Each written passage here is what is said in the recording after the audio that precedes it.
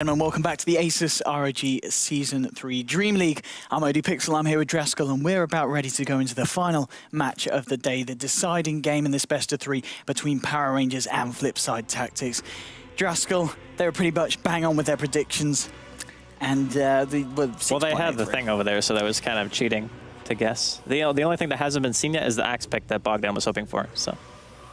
Could be around the corner. It's still in the pool. Hasn't been banned out yet. We're seeing the Spirit Breaker being banned out as the fourth ban from Flipside Tactics.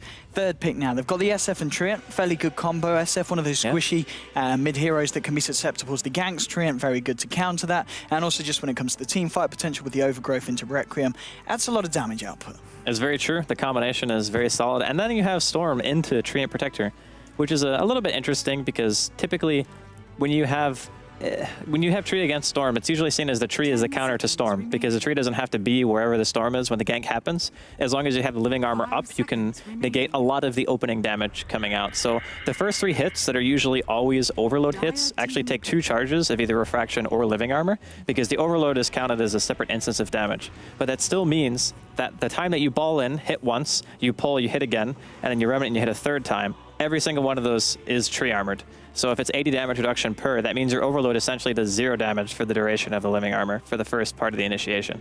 And by that time, if you haven't already almost killed the hero, you want to save the rest of your mana for being able to escape. So it's very annoying for a Storm to play into this. And now they're going to have to play into a Phoenix as well. So the Storm is probably going to be forced into somewhat of an early BKB, maybe after the Orchid pick, which I feel is almost necessary against these heroes, especially with the Phoenix pick. Or he could go for the more popular, I guess, Bloodstone build nowadays that we saw Necroman do earlier. I mean, talking about what Necroman did earlier, it was, of course, a safe lane Storm. In this situation, I imagine now with the Slark pickup especially, we are going to see him in the mid lane up against the Shadow Fiend. And, I mean, how does that lane-up matchup kind of go down? It's both heroes kind of just farm. I mean, the Storm can start looking for kills once you get 6, if you get a lucky rune, or do you get level 7 so you max out your overload.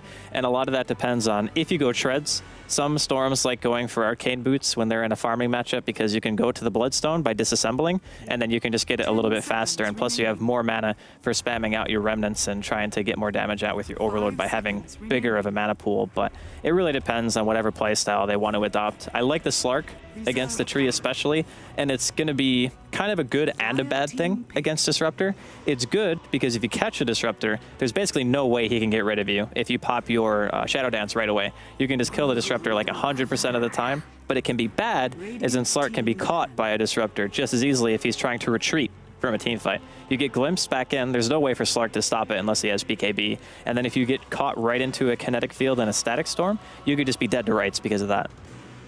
Okay, 4th pick for Power Rangers. They get the Brood, and that's a hero that we see banned out against a lot of teams. And I think, in fact, it was on the stat screen. It was one of the heroes that's banned out a lot against Power Rangers. So, I mean, I've not seen them play it too much, but I'm guessing they must be pretty damn good with the Brood. Brood's a crazy annoying hero in this patch.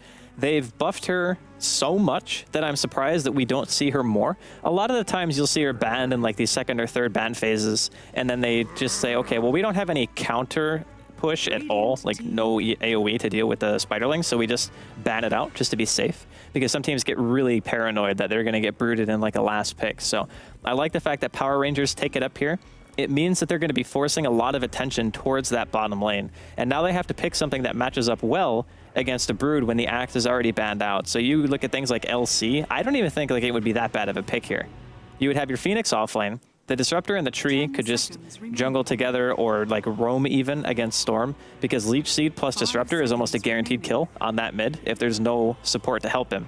And then you would have a hero who still matches up decently against the Brood, and at the very least wouldn't just flat out lose the lane, which is the biggest problem I think that you're going to have now, trying to field the hero against it. Although I guess they could go tied as well if they wanted to go full like team fight oriented. What, and run the Tide on the offlane and then the... No, the Tide would safe lane against the Brood, and then you would just have another hero farm instead. Okay. But yeah, they're going to go LC. The LC is more of a core, so it makes more sense to pick that instead of the Tide, whereas if you put a Tide into position 1, then that means you would have like a farming Phoenix or something if you were going to put another hero in the offlane, which doesn't sound as cool. So LC it is. Indeed, and with the LC, I guess as well, with the duel, fairly nice pick against heroes like the Storm and the Slark in terms of control.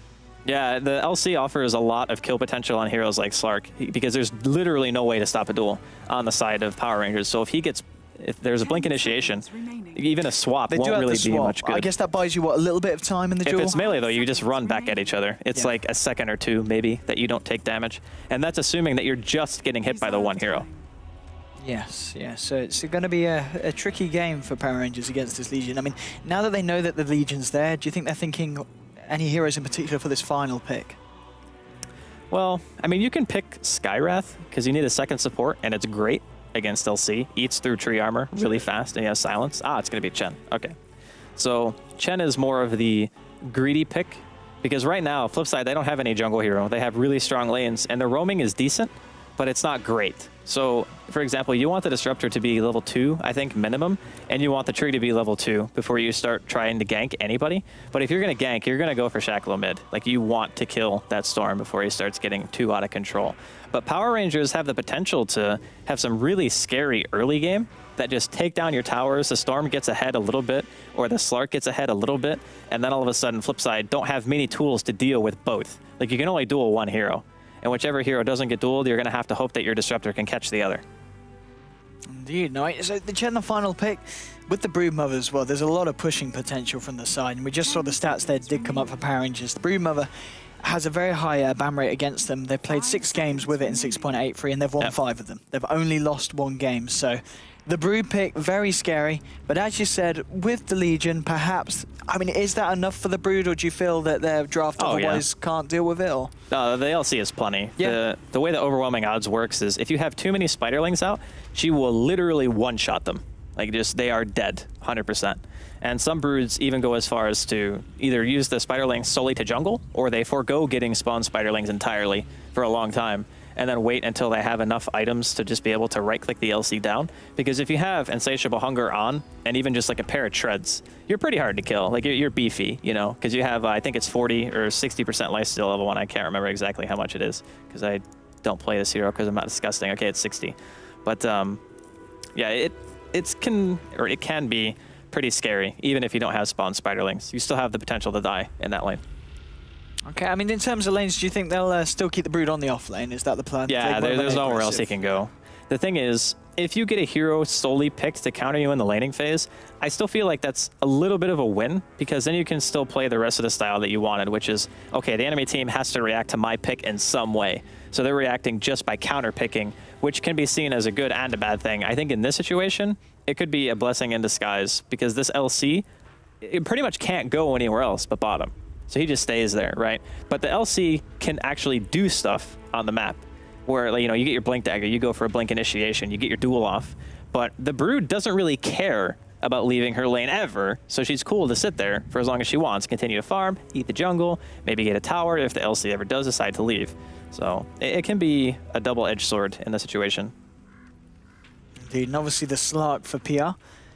As the game goes later and later, would you say that PR are going to be in the stronger position with the Slark and the Storm? Yeah, definitely. Yeah. Not a question. It's the heroes have so much mobility between the two of them that there's not enough lockdown, I feel, on Flipside's team to be able to for sure kill them in the late game. Like, the Storm is going to be able to ball out of Overgrowth no matter what happens. The Phoenix doesn't have any lockdown. The LC is only going to be able to duel one hero again, like I mentioned before. So I feel like Flipside are going to have a little bit of emphasis on trying to win the laning phase. If that Chen ends up getting a couple of towers and the Storm and the Slark get ahead, it is going to be an absolute nightmare to come back from that. Let's see what we have coming out from the two sides. So over on the side of Flipside, we are going to have Ace on this safe lane Legion. He's going to be supported by Rise on the Disruptor. Towards the mid lane, it will be Baby Knight, of course, on his Shadow Fiend, and Blan on the Treant. And it will be this crit off lane Phoenix. So Draskell, what is it going on the side of the Power Rangers? All right, so for Power Rangers, we got our Cheshire Cat Brood here in the bottom lane, heading over towards the river. We got Shacklo standing here next to the bottom rune. It's going to be King R playing on his Vengeful Spirit. J4 is going to be handling the Chen this game. And then finally, we got Ditira playing on the Slark. Right, so indeed, in terms of the bounty runes, we're going to see bottom lane. Is he going to go for it now? Legion's going to decide against it. There's 3 heroes there. There's also a Spider spidering about. Shadow Fiend will find the top rune. Storm Spirit does get the bottom. So the two mids manage to secure themselves the runes. That's going to both help them get their bottles online fairly quickly. King R and J4 just really pushing back the heroes here on the bottom lane. And so at the moment, Chen is positioned in the Radiant jungle. Do you think he's going to stick around here, or does he need to head back to his own half of the map? I like this idea of the aggressive Chen, because normally you see Brood as that hero who can be shut down really hard by early sentries, and sometimes if he gets too far behind, the LC just bullies him for the entire stage of the early laning. But if you have a Chen here, it means that the supports cannot go anywhere but their own jungle and then try to stop the Chen from being a nuisance, which I don't think they're going to be able to. A Centaur is a very strong first creep to have. It's up there with getting an Ursa, and then you can just be an annoyance. Look, it's J4 right now. He's just doing some harass to Bland. And as long as those supports are staying away from the Brood, you're good to go. Indeed. I mean, King R as well, rotating towards the mid lane, creating a little bit of space for Shashlo. He's going to head straight up to the top. I mean, can they really leave Slark alone against the Phoenix? It's going to be a very hard lane for the Slark, surely. Yeah, it's not a great situation. The thing about this lane is even with the two of them here, you have Venge and you have Slark, you're not going to kill the Phoenix unless he makes a pretty glaring mistake, because you can just you can swipe or dive, excuse me, out of any bad situation. But I think he'll probably get a lot of experience here. Might not get the most farm, but he will be level 6 and pretty good time. We also see Trian actually heading up to the top lane as well to provide a little bit backup for Crit. Maybe looking to turn this one around onto King R. Hasn't skilled anything yet. Can go, of course, for that leech seed, but just heads in, keeping the Venge force back as much as he can. Mid lane, the Storm against the Shadow Fiend. Storm at the moment with 11 CS, and Baby Knight only on 3, so Storm having a great time in the mid lane. A little bit surprising that the Storm is not really being harassed too much, but it's expected that a Shadow Fiend wouldn't get a lot of CS in the early waves because his base damage is so abysmal. So usually by level 3 is when you start seeing the Shadow Fiend recover in terms of overall CS, and Shacklo is just exploiting the fact that he has a significantly higher base damage. Also, don't forget, Storm has 6 base armor. That's really tanky for a ranged int hero to have that kind of armor at this early stage. And I like the fact that PR don't emphasize too much putting the Chen in the jungle for too long. They just stayed long enough for Cheshire Cat to get level 3. Because once you get level 3, you get your second points into web. So you have 4 webs instead of 2. It doubles your regen on top of that. And if the sentries aren't already down and the supports have left the lane, then J4 being there, as we see first blood here middle lane. Yeah, very well played. Rise rotates in, they catch out the Storm Spirit, and first blood to Baby Knight, especially in a lane situation where he wasn't having a great time, that's going to really put him into the game. Yeah, that's the dream, actually. He has his bottle, and he got first blood, and he got a clarity, I think, from his support as well. Phoenix on the top lane fairly low. King R coming around, has got the magic missile available, and Crit, is he going to be okay? No, I don't think he is. He's going to go for the TP, but they can't quite find him. They look around for it, but they give up, and well, Phoenix lucky to get away with his life there. I think they realized that the pathing would have taken too long. Like, sometimes when you click to where a hero is standing, it will turn you around even if you can't see it, which is really annoying. But they added a new, like, I think it's alt click or something like that, where you're supposed to just walk there anyway. But maybe they just assumed they wouldn't get him in time. But still, nice escape. And Flipside off to a pretty solid start with their Shadow Fiend getting that first blood. Yeah, indeed, and that's going to give Baby Knight, indeed, the damage to be able to out-CS this Storm, one would expect at this point. But of course now, level 5 on them, Storm going to be hitting level 6 fairly shortly as he picks up the level 5. Now top lane, Dichira getting a lot of harassment here from Crit and Blan, and with the tree and the Phoenix, this is not a pretty lane for the Slark. Mid lane though, they're going to go on the Storm Spirit, and this is the time to do so when he hasn't got the ultimate, and bam, another kill for Baby Knight. He did not have the best of starts. We saw the difference, but now top of the CS, 2 kills on board as well. Thank you to the rotations from the Disruptor, he says, because it's turning the lane around massively. It's the one really bad thing about having a Storm mid is against some supports, you just fall over. You cannot get away from a Disruptor gank, and Shadow Fiend is one of those heroes that if you set it up the right way and you land a good double or triple raise, your damage output is through the roof for any mid hero. So I really like the movement so far from Flipside as we see another rotation towards the bottom lane. Yep, PR ready to go aggressive and straight in, tanking the tower with the Centaur. J4 followed up by King R. Ace is in a lot of trouble. Magic missile straight away. Living Armor will buy him a bit of time. Nice overwhelming odds. In fact, bringing all of them fairly low. Can Ace find a kill off the back of this? Getting blocked up in the tree line. Does get taken down. Ink of the TP from Crit. Maybe can find a cleanup kill. King R just going straight away with the TP, and he will make it out. Cheshire Cat's going to be all right as well with the invis. There is a sentry down, but he's going to focus on the Chen here. Caught in a little bit of a bad position, gets taken down there by the Thunderstrike. So they lose the Legion, but they get the Chen off the back of it. Still okay of a trade. It was a bit aggressive going that deep. I think if the LC had duel up, he might have even been able to get a kill because he could have forced forced the engagement there on the... who was the one that was low? Was it VS? No, because he walked away from the tower, so... Somebody was standing there and had basically no health left, and he just walked away and then realized, oh, I could have killed him, and then got creep blocked, and then just didn't end up getting anything at all. So that was unfortunate for Ace. I feel like he could have walked away from that actually getting a kill, but either way, he's still farming well. I don't think he's going to be too worse for wear. Indeed, Babe Knight heading into the jungle, clearing up some creep waves, and 1100 gold on him now on top of the treads. In this kind of situation, is this a mech game for the Shadow Fiend, or would you imagine to see the Yules straight up? I think it should be a mech game, because against what PR have, if you're the ones pushing the early game advantage and you have these types of heroes that don't do well against BKB, when the Storm and the Slark and even the Brood will almost assuredly buy it at some point in the game, you're just kind of waiting until they have the power spike that they want to be able to take fights. So mech allows you to get the early control of the game and push in the tier 1s and make it so when the BKBs do come out, you've had control of the map for a longer period of time, which usually means that you can have a higher level of farm. Like, look at Baby Knight, he's huge. I think there's no reason to not buy a mech in this situation. You could go BKB, but I don't think it's really necessary right now against what they have. I think a mech gives you a lot of survivability for you and your team, and if they commit to you that hard with a mech, your team probably kills them, even if you die, so. Okay, we'll see if that's indeed what he goes for. Phoenix, is that the Midas recipe already on his... It is, so Phoenix, he's doing pretty well. Brown boots into Midas recipe, 7 minutes in, that's pretty good timing. It's fantastic timing as an off lane. There's no doubt about that. He almost even got a kill bottom when we saw that dive, but King R with the sick TP reactions. Having a Midas on Phoenix is another one of those really nice things, because you want level 16 as fast as humanly possible, especially on Phoenix, because his survivability and his ulti is directly based off the level of the ulti. So every time you get another rank into Supernova, you get 3 more hits, which doesn't sound like a lot, but if you land your spirits well, 3 more hits can be the difference between getting your Supernova stun off into killing everyone and you just dying and looking silly. So it is very, very important. It really can indeed. 3-1 at the moment. The lane's going very nicely for the side of Flipside. Shadow Fiend at the top of the CS, top of the net worth as well. And look at that net worth. He's about to hit 5k, 7.5 minutes in bottom lane. Go straight in for the duel. They won't be able to find the bonus damage. And Cheshire Cat actually coming out on top of this engagement. Ace needs to be careful here running away. There's going to be the glimpse onto the Broodmother to buy Legion some space. And he will be able to escape. But I think he'll think twice about dueling that Broodmother straight up, because Cheshire Cat with the 2 points and incapacitating bite, not the best target for the duel.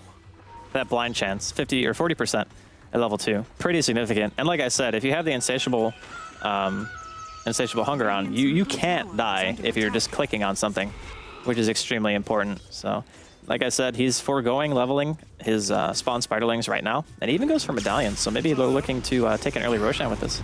Top lane, Shashlo zipping in, trying to find the Phoenix. Phoenix pops the ult straight away. He's going to be okay. And indeed was the best thing to do, as Storm did have a double damage, and one more right click would have finished off the job. But still 3-1 Flipside, maintaining control of this game, and Shadow Fiend Baby Knight continuing to ball out of control, 5.5k net worth, and also, of course, now with the Phoenix on his side, picking up the Midas as well. Baby Knight with that Blink Dagger, 500 gold on top of it as well, ready to look for those rotations and see what he can find across the map. He's going to hang back in the jungle and look to, well, he does need to stack the camp because it's already stacked, and he'll be able to clean it up before the 9-minute mark. And blinks back and out of mana, probably going to head back to base now before TPing out into a lane. Stormspray is going to get some space off the back of this, but space is certainly needed in a situation where you're 2k net worth behind the enemy mid hero. Bottom lane, Ace getting chased down by a spider. Ryze is here with the glimpse though, and Ace is going to be okay. Getting bullied out by this Brood is not what you want to happen in this situation. You need to be able to effectively zone him. And again, it was just that little movement from J4, like coming down here, making it so the supports couldn't sentry the lane straight up, and they couldn't keep him off the wave. And by the time the Chen left, he was already level 3. So that was a really, really nice thing that they did for him to allow him to have this kind of really good early game. He's the 4th highest net worth right now on the Brood. And that was against a hero that is supposed to be one of his counters. So again, countering can sometimes not really work out the way that you want when it's up against a Brood. Indeed, looking at the Slark's build, he's picked up a point booster straight away after the just the bare bones gloves of haste. And 1k gold in the bank. I mean, does he still go for the Midas in this situation, or do you think that we're just going to see him finish off the Skadi before anything else is picked up by Ditchera? He might just be going treads. Yeah. I think if he goes back for a Midas now, you're just going to have to play totally passive the whole game. And when you have Chen and Storm, I don't know if playing passive is really the style that you want to adopt, because that just means they can focus more on your brood. And if they kill Cheshire Cat like over and over again, some teams just like revert to that, because broods will never play back. They have to always pressure. That's their only job, is to pressure a lane. And if everyone else is kind of not doing anything, then your brood is like free game for the enemy team. So I don't think they'll adopt too much of a passive style here. He's trying to find what he can in the jungle as well. Disruptor getting some of the levels in lane, working towards that static storm pickup. I mean, J4 on this Chen, we haven't really seen him be too active at the moment. He's just been farming up, has hit level 7. He's well on the way to the mechanism with the buckler and the headdress picked up. Now we're going to see him smoke up with King R. And where's he going to head? Are they going to head for Ace on the bottom lane, or is Shadow Fiend the bigger and the better target to go for? Baby Knight, of course, has got that Blink Ogre Club as well, working towards the BKB. Cheshire Cat spotting out Ace in the jungle. Maybe this is the idea. No, it's actually going to be Roshan. Cheshire Cat, Vengeful Spirit, and Chen with the medallion going to be able to do it fairly quickly. Top lane, Slark actually finding a solo kill onto the Phoenix. So more gold for Ditchera under his belt. Maybe he goes Midas now that he got that kill. Yeah. Do you reckon going back for it, if you get it at the 11.5-minute mark, it's still a good timing, yeah. If he got that kill, then I think he does it. Just because it's a little bit of a boost in net worth, but he's not spending any money, so who knows what he's buying. I've never seen a Slark player actually go for that as bottom lane. Oh yeah, Baby Knight doing the Requiem from the high ground. Won't be able to burst anyone straight down. J4 gets low. Final raise coming through from Baby Knight. Will find the kill onto the Chen. Maybe they get King R as well. He heads into the bit and he's going to try and TP straight out. Have they got the jewel available? Yes, they do. Holding him in place. He gets glimpsed back as well. They get the jewel bonus damage. Legion taking that one. Double kill to the Shadow Fiend. And a bit of a messy fight there for PR. Flipside coming out on top again, and well, thanks to that, Baby Knight getting further and further ahead in terms of net worth. He's monstrously farmed. He's got 8k net worth at 12 minutes into the game. That's 600 GPM or more right now. Like, think about that. Most carries farming well is like 450 to like 500 GPM, right? He's got over 100 more than that, and it's 12 minutes into the game. So yeah, he's not doing too bad. Not doing too bad at all. I'm still a bit surprised he decided to go for Blink. But yeah. I guess if you're farming this fast, that doesn't really matter what you buy, because you're going to have it really fast. So he's going to have BKB in 400 gold, give or take. And then he'll have Blink BKB at around 15 minutes, which is damn fast. So if I'm PR, I'm pretty scared. I do not want to try to take engagements against somebody who's that overfarmed right now. So Slark with his money, he got the point boost in the glimpse. He decided to go for the Blink Dagger. Do you think that's the best item to pick up when you get that kind of burst of gold on the Slark at this point? If you want to try to be active, I think it is the right call, and it looks like that's exactly what he wants to do. Yeah, straight in onto Ace with the backup of Cheshire Cat on the Spider. Living Armor will buy some time for Ace, but surely he goes down, and he will do indeed. The TP is cancelled by the Treant as he realizes this is a lane that he really doesn't want to be in at this point. And as you said, yeah, the Blink Dagger paying off. In comes the TP now into the tree line by the Phoenix. Phoenix does have the Supernova available. Ditchera just going to skip the creep wave. And in the jungle, Shashler heading straight in. There's 3 heroes on the side of Flipside on the mid lane. They do have the Rise with the Static Storm available. Shashler needs to be careful. The Glimpse is also online. I don't know why he didn't go for that. Yeah, I mean, they could have got Glimpse into Static Storm. You can't ball Glimpse either. That's the thing. Like, you cannot ball it. So if he used the combo, he would have died. Did he have the mana? Yeah, he did. Oh, right, meanwhile, bottom lane. Well, we talked about the Phoenix TPing in it. That was a bit of a mistake. Ditchera finding another kill, and suddenly Slarky storming up the net worth. I wouldn't say getting out of control, because you just compare into the net worth of the Shadow Fiend, and there's still a 3,000 gold difference. Yeah, but he's certainly getting that way. The Slark Shadow Fiend matchup is really bad for the Shadow Fiend, because if the Requiem doesn't kill the Slark, you're never going to right-click him down. That's the problem, is like if he gets on you with a Blink Dagger and a Pounce, and you BKB, he can just run away from you with ulti, and then he's full health again, and your BKB is down, and you have no Requiem if you can just totally disengage on the side of PR. And then late game, he just out-right-clicks you. You just can't fight it. Mid lane, well, Shashlo tries to give a shot at Baby Knight, but Baby Knight pops the BKB straight away. Will finish off the tower. In come the Chen army, but well, Baby Knight says thanks for the CS, clears a couple of those creeps up, blinks himself out of there, as Ventures come in, looking for a swap into Magic Missile, can't quite find the range, or maybe he can, but Baby Knight going down, no, Baby Knight heads back up, realizes he does not want to be here, does not want to hang around the Ancients even, there we go, blinks straight out as 4 heroes were chasing him down there, but they don't find anything beside a PR. Very fortunate for Flipside that they didn't give anything extra away there. It was very close to Baby Knight being a casualty of a tower kill. This is still a fantastic start for Flipside. It is a little bit concerning that the Slark is getting farmed, for any Flipside fans out there, because DreamHack can do a lot of work with just a blink and a Scotty. That hero is so ridiculous because of the fact that he's so hard to lock down. And there's only really two ways to do it. You have to disrupt him, or not disrupt, but static storm from the disruptor, and then you can duel him. Those are the only two methods they have of stopping him. And if he doesn't die in that and a Shadow Dance is up, then you're not killing him. So they need to be wary of going too late with the advantage that they have. Certainly do indeed. And how's the Slark doing after the point booster? Is he working towards that ultimate orb? He's nearly got enough for the first ultimate orb. So yeah. Indeed, with that online, level 13 coming around the corner as well. This is a fairly tanky Slark. Rise getting caught out by the swap, the magic missile, and the burst damage from Cheshire Cat. That will be a nice kill for PR, bringing it to 5-5 on the board. Baby Knight still with this lead, but as you said, against the Slark, Slark is always going to come out on top. Zip straight down, trying to find Ace in the tree line, and well, Legion's in a lot of trouble getting caught out by Magic Missile. Does have the living armor, but Dark Pack bursting through the instances straight away. Storm will go down, but does have the Aegis, and they should be able to, with this massive Brood army, take down this tier 1. Fortification comes out, Blan heading in, has got the Overgrowth, TP in from the Phoenix, and War Baby Knight.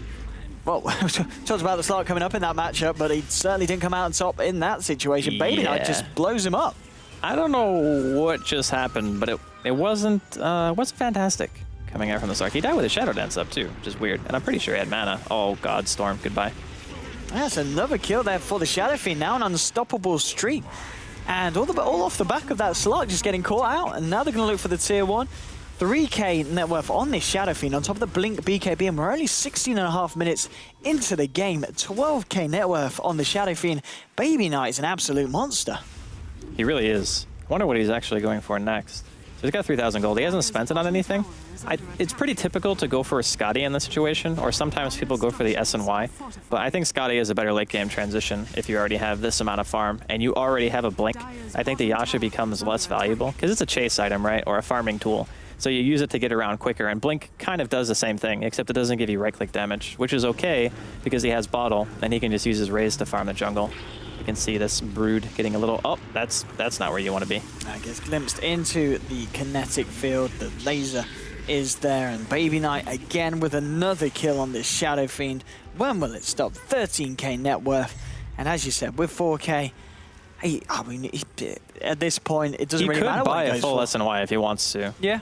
And it's still really good. I just think that typically, if you want to go for the high ground siege build, you would probably just go Scotty for the health, and he is super aggressive right now. Yeah, going straight onto the Venge. Ditchera is here on the Slark, but gets glimpsed straight away back by the Disruptor after TPing into that tier 2. And well, with the Slark all the way back on the bottom lane, in fact, there's the space and room for Flipside to maybe look to take this tier 2. I think they're going to do just that. Not really anything that PR can do at this point against the SF. As long as the SS BKB is off cooldown and he has Blink on top of that, fighting is almost impossible. The funny thing is, Ace, he's the safe lane hero. He doesn't really have anything. He just has treads right now. He has a lot of money, but he hasn't bought anything, and I think he'll probably go Blink too. The combination of having the Blink Requiem and the Blink Duel is really strong. And it's pretty much the only way to catch out the Storm or the Slark if you want to try to go for real kills. Unless for some reason DreamHack dies again to the Shadow Fiend, which made no sense. Storm on the top lane with the Chen, finds the tower. Just get himself out there, and Ditchera now going onto the Legion. Legion presses the attack, and he will be out of there. Treant keeping tabs on Ditchera. Isn't going to be able to do anything without the rest of the team there, as Ditchera is able to escape. Shadowblade is the item of choice for the Legion.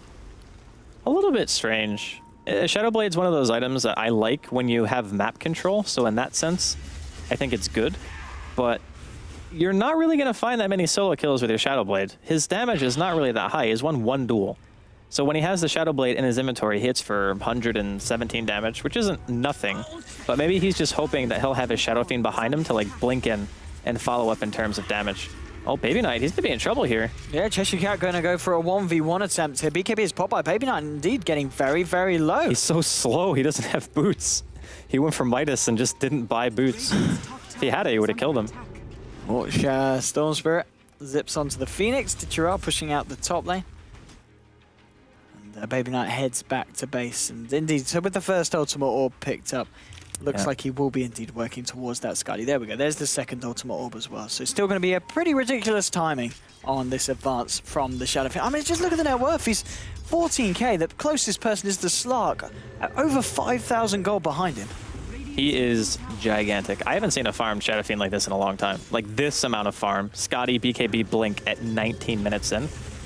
On middle lane, Static Storm, it will catch Ditcheras, but he gets swap. glimpse back, but nice swap indeed from King R. Buying them some time. Storm Spirit zipping straight into the fight. Overgrowth will hold him in place. Ditcheras is able to Dark Pact it off, going straight onto the Treant, but they don't have any detection. Supernova is going to buy the Treant some time. There we go. They do find him as he moves away from the trees. Duel actually onto the Storm Spirit as he tries to go onto Rise, but the side of flip side, they're able to turn it around. 1-for-1 trade so far. Can anyone find anything more? Ditcheras going in for the tower. Doesn't find it. Deny is there from the Legion Commander. Baby Knight waltzing in, King R could be in a lot of trouble. Frozen Magic Missile, sorry, onto the Phoenix, but it's not enough. Double kill for the Phoenix, and Baby Knight's involved in the cleanup crew there. 2-for-1 trade, favoring Flipside yet again. Ditcheras, he's going deep, he's going ham, wants to find something here. He's a little bit out of mana though. Fairly quick though, indeed, with that haste rune. And he should be able to get out. I don't think they're going to be able to shut him down here. Blinking forward Baby Knight, but at the same time, Ditcheras blinks away from the fight and gets himself out. 10-7 though. Flipside coming out on top. Cheshire Cat looking for a bit of push. Baby Knight has come into the lane. Won't be able to kill and control the Broodmother on his own though. It was really nice pathing that Ditcheras took there. It's very common for players to take the path that of least resistance, I guess you could say, and just go straight up and try to get into the woods that way, but knowing that Baby Knight was chasing would probably blink to that area. He just walks straight away from the tower, ends up living because of it. I'm just curious, what does Baby Knight go now? Does he just go for more tankiness, or does he go for like MKB for the Brood? I mean, he can make even like any damage item right now, and I think that it would be fine. He could even go Butterfly if he wanted to be super tank, and then transition into Helm of the Dominator later and go Satanic and just be like the terrifying 30-minute 5-item Shadow Fiend and just be a siege engine. It's going to be interesting to see what he opts for. Roshan is up, straight into the pit. The Spiderlings are scouting Flipside out here though. So perhaps PR could look to contest this straight away. The D-Ward coming through. Looks like they don't want to stick around at this point. They don't want to risk trying to fight into Roshan, especially against a team with a Storm. And as we've seen this tournament, a lot of Storms finding the successful snatches and steals on the Aegis. From the strike, keeping tabs of the Storm for the time being. And Cheshire Cat continuing to farm up the Radiant Jungle. 2.7k gold on this Broodmother. What do you imagine we're going to see the Brood pick up next? Is it going to be straight into the old Necro build? I don't think the Necro book is really that useful here. No. It's really easy to kill from the from Flipside, and they have a BKB Shadow Fiend already, and they have LC for anti-AoE and all that, so I don't think it's crazy good. Although I'm not really sure what he buys that does have impact. Normally you see Broods, oh, Dateyrock getting caught again here. Get caught up by the Shadowblade Legion, gets a duel to his name, so that's duel number 3, I want to say. He's got 38 damage, so yeah, it has to be duel number 3. Baby Knight and Phoenix coming into the bottom lane. They're going to be able to Yules up the Storm Spirit, who gets caught in the Static Storm. He will go down. Monster kill streak now for this Shadow Fiend. Cheshire Cat trying to turn a fight up against Blan. Overgrowth's going to hold him in place. Blink from Baby Knight. Requiem of Souls blows him up.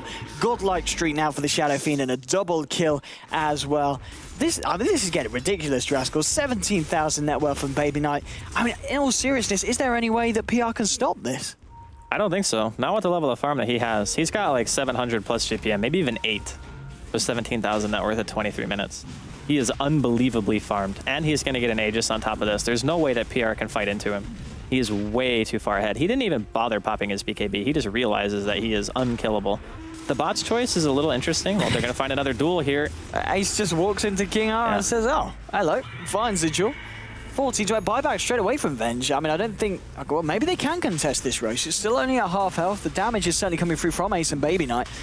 And there's no Requiem. There's no Requiem. They could try. They're going to go for it. Yeah, indeed. Ditcheras going straight through, but he gets... he gets sent home by Chen. Oh, a little bit of missed timing there, I guess. They tried to go for the play. It didn't happen. Radiant still get the Roshan, and Legion's able to pick up the Aegis. I think ultimately they wanted to give that to Baby Knight, but they were concerned that there might be a steal attempt or something, because they didn't have any vision around the pit at all, so they just let the LC pick it up because he was closest. He was in melee range, so... And the bot choice still... you usually buy bots when you have to get rid of another item, as we're going to also see Rise drop here. A little out of position with his Disruptor. And they're even going to drop a Sentry to make sure that the Ace isn't anywhere nearby. But I figured he would go for another tanky item, or he would just get damage, because the bots don't really offer him anything right now. Like, he's not going to split push completely alone unless his BKB is off cooldown. And even then, I still feel like it's worth PR pushing him off the map if they could. So I don't know. It's a little weird.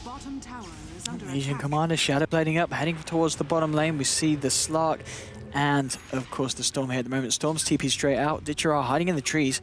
Ace might find him if he goes north now. He's going to go south, check the bottom TP spot. Will not be anyone here, and Slark will be able to escape. Slark still 10k net worth on this Slark. And, I mean, at this point, the Shadow Fiend, he's got more net worth, well, pretty much the same net worth as the top two cores put together on the side of PR. That's just ridiculous. So what happens when you let a Shadow Fiend get really far ahead. I mean, he's 9-1 as well. He's, what, more than 2/3 of his team's kills right now? So he's just completely dominating. There's no other way to say it. I'm wondering what he's going to go. Is he just going to go Butterfly here and picks up the Eagle song? Yep, that's exactly what he's going to do. Okay, Storm Spirit on the high ground. Has got vision. There's a fair few heroes around him. Maybe they kill the Baby Knight, and this time Baby Knight might be in trouble. Pots the BKB, tries to turn and fight Ditcher as well, hitting away, gets swapped to cancel the Requiem. Now he goes for the second one. In fact, they're standing on top of him, taking a fair bit of damage. He will get bursted down. That's though, a big kill. And that is a lot of money as well going to the Slark on that kill. That is a really big kill. That one kill was almost 2,000 gold and 3,000 experience. One kill. Yeah, that is a very big gold swing and a very big XP change as well. And yeah, 2.1k gold on the Slark on top of the Skadi now. Baby Knight, yeah, just got caught out there. Storm Spirit scouted it out and they were ready to zip straight in and blow him up. He's still very, very far ahead, but he's got to be careful with these because a couple more of those and Slark, he's going to be back on the same level as the SF. The unfortunate part about that is after he got swapped, he should have not tried to Requiem again and just TP'd, and he would have lived, I think. But it would have been close. Because he had a 7-second BKB when he did that.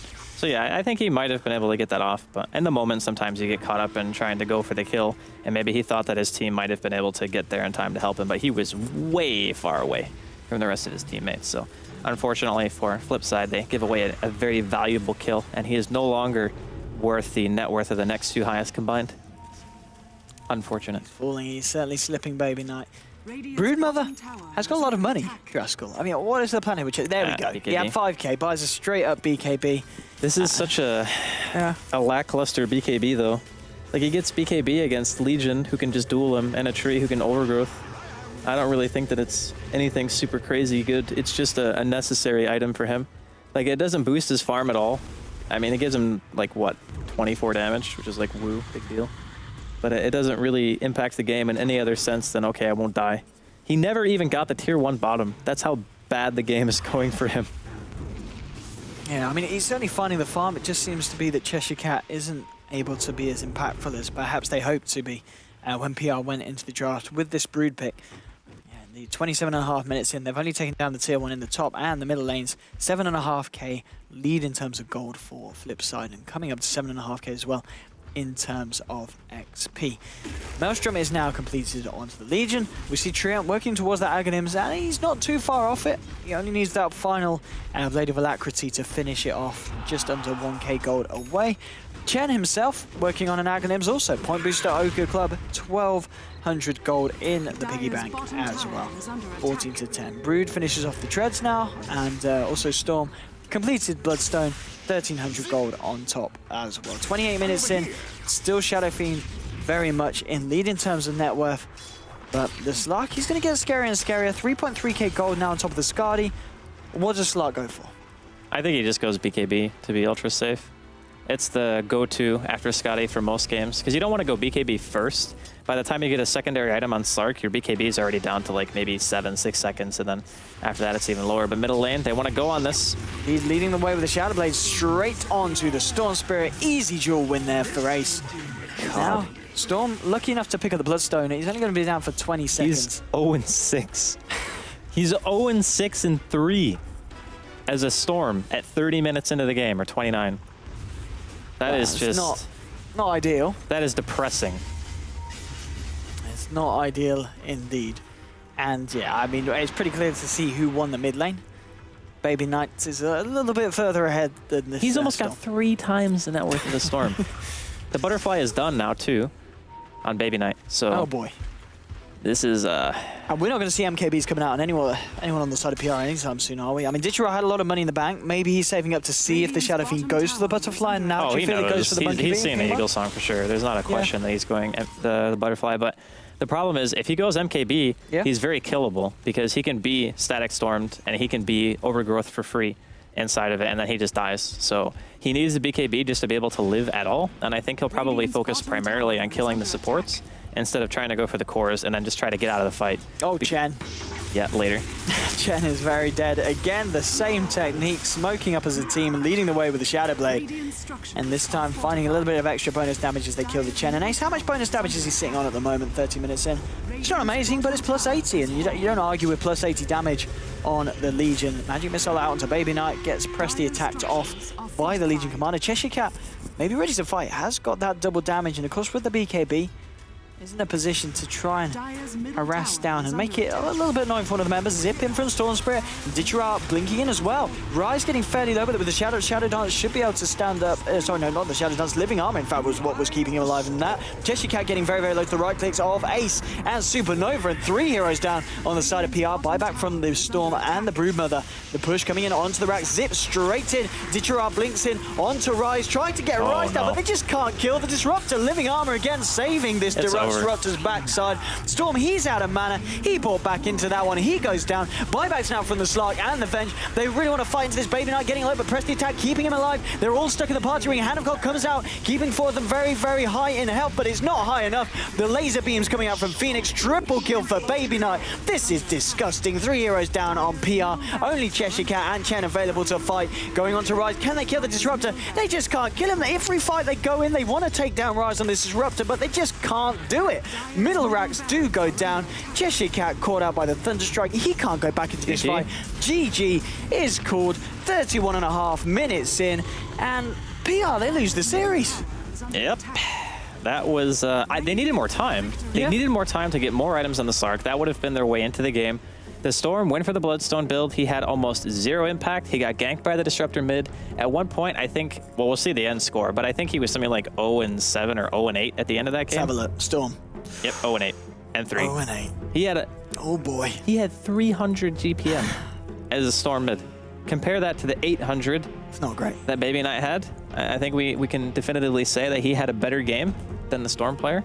But a lot of this game for me came down to the fact that the supports on Flipside were able to do a heck of a lot more.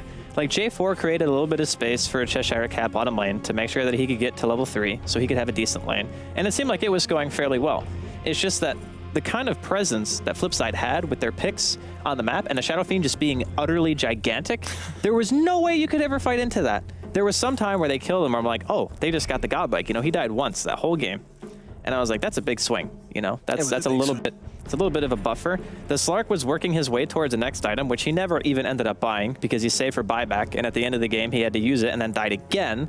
But I feel if he just had a BKB for that engagement, maybe he would have been able to live and maybe they would have been able to defend. Who knows? But either way, congratulations to Flipside for winning the series. Absolutely. I think that's probably the first underdog victory we've had in the whole tournament. Yeah. I believe Flipside Tactics, they were, obviously Power Rangers were tipped as the stronger side, but Flipside Tactics, I just kind of felt the Power Rangers were a little bit off tonight, didn't it? They're just... Yeah, it was a bit weird from them. It wasn't the best I've ever seen them play, but PR are notorious for that. Yes. They have really good days. Sometimes they take down the Giants, yeah. You know, they take down Empire, you know, these big games. They were like, wow, Power Rangers, top tier team. And then other days, they struggle against Flipside. I mean, not saying that Flipside are a bad team, but they're not a team that are established. You know, they're kind of a new pickup in terms of sponsorship. And I mean, they're proven to be good. If they can knock out Power Rangers, hats off to them. They're going to be going through to the next round, the semi-finals, which of course means they will be playing up against who won the first series.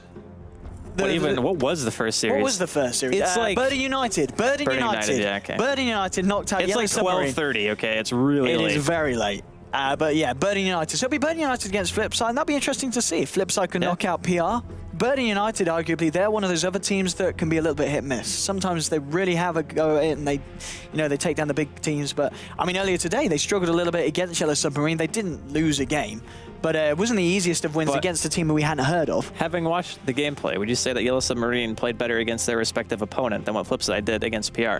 Because I feel like PR played pretty poorly.